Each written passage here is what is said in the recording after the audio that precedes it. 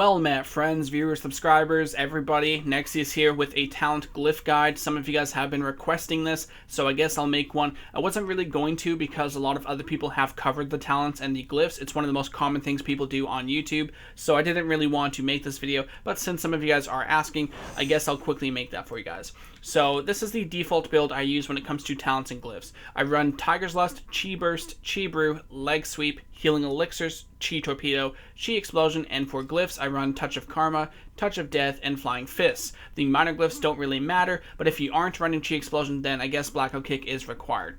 Now, I don't really switch out too much, but there are a few moments where you can actually switch out to different talents, so I will cover that for you guys. Otherwise, I always log in with this spec, log out with this spec, unless I'm doing something specific like soloing old raids, then I might have a slightly different build I will run with. But generally for PvP, this is what you want to start off with as your default build, and then make changes accordingly. So let's go with the 15 tier. The reason why Tiger's Lust is the best choice out of the other two is because not only can you use it on yourself, but you can also use it on your party members. So if they need to get away, you can give them Tiger's Lust so they can get away from DPS. So basically it's a good peeling tool. It's also good to throw on DPS if they, for example, are a DK on your team and he gets rooted. He has a lot of damage potential, so you may want to Tiger's Lust him so he can get up to the enemy and help kill. So Tiger's Lust does have a lot of utility. It's also really good because as a monk, we don't have any root clearing besides Tiger's Lust, unless you want to trinket, which is not worth doing. You don't want to have to trinket a root if you absolutely need to, so Tiger's Lust in general is just a lot better in terms of that choice. The only time you would really switch out to anything else is Celerity. If you're facing a double melee comp like Warrior Enhancement or Warrior Death Knight or Windwalker Death Knight, you may want to go Celerity for the extra Chi Torpedo because it is a large source of damage and healing, so by getting more of them often, Celerity can be a much better choice. So basically, you want to move out of Tiger's Lust if you can afford not having a root clear. Otherwise, Celerity and Tiger's Lust are your top two choices. In terms of the level 30 tier, we have Chi Wave, Zen Sphere, and Chi Burst. I prefer to go Chi Burst 99% of the time. Actually, I go 100% of the time. I never have switched to the other two in Warlords of Draenor, at least since 6.1. Chi Burst not only gives you the most damage, it's also a great amount of healing, but the main reason I enjoy Chi Burst over the other two is because it fits very well into the burst setup that monks are based around. Monks are very much focused around burst damage, and Chi Burst is exactly that.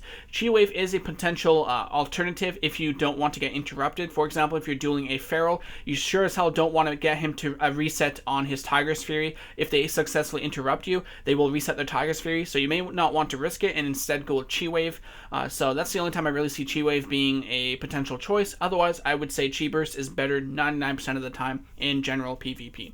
In terms of the 45 tier, Power Strikes and Ascension just aren't very good compared to Chi Brew. Chi Brew is better 99% of the time. The only time I really switch out is for Ascension if I'm doing 20 versus 20 or larger PvP. I'm not talking about Alteric Valley. I'm talking about you have 20 hordes stuck together in a single room, such as Silvermoon City. If I'm attacking Silvermoon or something with my guild, I will usually go Ascension. Sometimes, if I feel like going the build, I'll go Ascension, Rushing Jadewind, Chi Explosion, because those two talents are very heavily reliant on energy, so Ascension can be better in that case. Otherwise, I would say in general PvP, especially anything below 20 versus 20, I would say Chi Brew is just a better choice.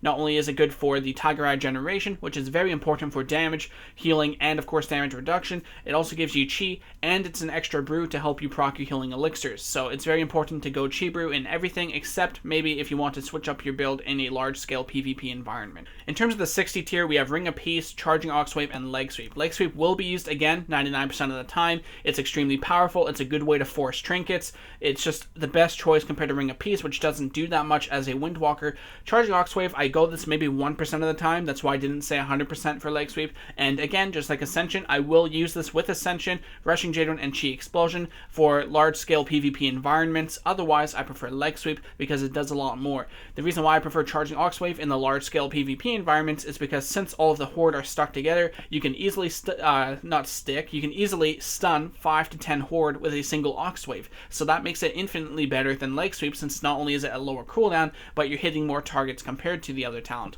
So that's the only time I really go Charging Oxwave. If you guys are interested in my specific build for large-scale PvP, just go to my YouTube channel and look up Hurricane Cleave Guide, and it's going to show you guys what I use in Ashran in large-scale PvP.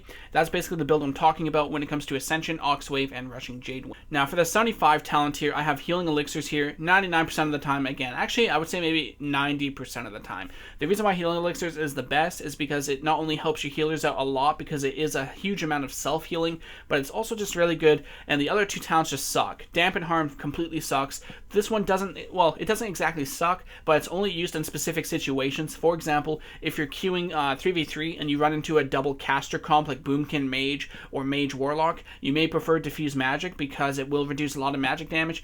Any kind of cooldowns being popped, you can trade with Diffuse Magic, but overall, Healing Elixirs will be better in most cases because of the amount of self-healing it provides. Since you are popping a lot of brews, you should be able to get this every 18 seconds, which is a huge amount of healing compared to the other two talents. In terms of the 90 tier, we have Rushing Jadewind, Zwen, and Chi Torpedo. Now, Rushing Jadewind, like I said about Ascension and Oxwave, I only use this 1% of the time because it can be very good in large-scale PvP. If you're doing like Battlegrounds or anything like that, I wouldn't say it's worth using, but if you're, say, attacking Silvermoon and you're expecting 20 or more people to come at you, you're going to be hitting 20 people at a time with Rushing Jadewind. That damage definitely builds up, so you may prefer it. However, Chi Torpedo is probably still better because you can Chi Torpedo right through everybody, and the damage doesn't split at all. Chi Torpedo and Chi Burst are kind of unique in that way in terms of AoE abilities. They don't split damage based on how many targets they hit, so you could be hitting, say, 5 different guys for 60,000 damage. That's a lot of damage, and of course, you're hitting other targets as well. So Chi Torpedo overall is by far the best talent in any kind of scenario. However, like I said, if you're doing a large-scale PvP environment like 20 versus 20, you could decide to go hipster and play the Rushing Jadewind build if you prefer to. Otherwise, just completely ignore Zwen. It's a long cooldown, doesn't do enough damage compared to the other two, and he also breaks CC. So Chi Torpedo will be your biggest damage output besides Fist of Fury. It's also great for self-healing, and the extra distance if you need to close gaps is also a nice little benefit as well. So overall, Chi Torpedo is one of the strongest damage abilities we have currently, which is kind of funny because it's supposed to be mobility, but it's really good. So I do recommend 100% A+, Chi Torpedo over the other two. But like I said, if you want to be a little hipster, you can run Rushing Jadewind in those specific moments of PvP, whether it's 20 versus 20, or if you're running Ashran as well. In terms of the 100 tier, we have Hurricane Strike, Chi Explosion, and Serenity. Now, in Warlords, our damage is very heavily focused around Tiger Eye Brew. Between damage, healing, and damage reduction, we need as much Tiger Eye Brew as possible. Chi Explosion gives us so much more Tiger Eye Brew compared to the other two talents, and that's why this one is the best. On top of giving us all of that extra Tiger Eye Brew, it's also good in other ways as well. It's a ranged ability, so if we're being kited by a hunter, we can still use this. It's also good because it does nature damage, so against plate users such as Death Knights, Warriors, and Paladins, it's going to do like basically full damage compared to Blackout Kick, which would be reduced quite a bit by the plate armor. So Chi Explosion does have a lot of benefits to it, but the main reason we go Chi Explosion is for the Tiger Eye Brew generation. I think if I go Hurricane Strike or Serenity, I can get maybe 10 stacks every 45 or so seconds, but with Chi Explosion, I can get 10 stacks easily within every 20 to 30 seconds. So it's almost a 50% increase in Tiger Eye generation, and that's huge because if we can get 10 stacks every 25 seconds, that lines up perfectly with a Fist of Fury setup. And this is one of the reasons why Walking Dead is ridiculous right now in 3v3, because we usually do a crazy amount of damage with Fist of Fury thanks to having 10 stacks almost every time it comes up. So that's why Chi Explosion is important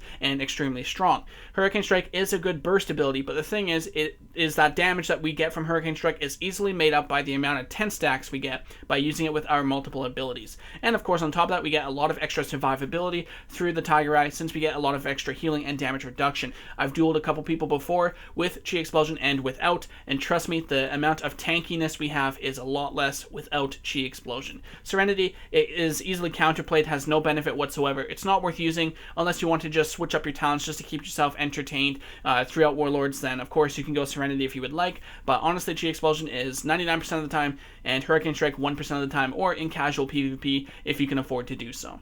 Now, when it comes to Glyphs, the default build is Touch of Karma, Touch of Death, and Flying Fist. Without Flying Fist, we have a melee range Fist of Fury, which is absolutely terrible. It's really hard to not only basically connect to the person, but on top of that, if you're running some kind of arena, especially with a Death Knight, he can usually grip in a second person, and you can stun both of them and damage both of them. But without this Glyph, it's almost impossible to do that unless the Death Knight is right on top of you, which is just a lot to ask for in a PvP situation. So it's overall just better to go with the Glyph of Flying Fist. You're going to stun more people, you're going to damage more people. It's overall just extremely good considering how important Fist of Fury is in terms of our damage rotation. Now, in terms of the other Glyph, glyphs, almost a talent, but the other glyphs. Touch of Karma, you can afford to get rid of this if you think you're not going to die in a range. For example, if you're facing a double melee like Warrior Death Knight or Warrior Enhancement or Windwalker Death Knight, you can afford to replace this with something else. Usually it's going to be paralysis, so dots don't break your paralysis instantly. Otherwise, I would recommend this because there will be times where you are facing like a mage or something or a ranged class and you need a Karma, but you can't because the range is melee range without this glyph, and then you die. So this glyph is literally a lifesaver, but you can afford to get rid of it sometimes if you're facing such as a melee or double melee in arenas. As for the final glyph here, Touch of Death, this one's very important because without this glyph, it costs 3 chi, and usually you have to spend all of your chi in order to get them to 10% in the first place. So by the time you generate 3 chi again, they have gone above 10% because of a healer or a specific defensive. So there are a lot of times where you will mess up your execute because you don't have this glyph. So this glyph is extremely important. However, depending on your composition in arenas or battlegrounds, you may not need this glyph because, for example, a Death Knight has Soul Reaper, which is similar to an execute or a warrior's execute basically, but usually Windwalkers don't play with warriors, so we won't really talk about execute, but usually we do play with Death Knights, and they have a Soul Reaper, which is just like Touch of Death, and that can basically allow you to free up this glyph and possibly go with paralysis. So if you're facing like a druid or a resto shaman or even a Mistweaver, you don't really have to go this glyph, you can go paralysis, but if it's a double melee, you might want to just simply replace this with paralysis instead. In terms of the other glyphs that you could possibly use, there really isn't anything else. I know a lot of people think about Freedom Roll, but to be honest, so many classes these days have passive slows, such as Chillblains. The Death Knight can literally just press Howling Blast and you're instantly slowed.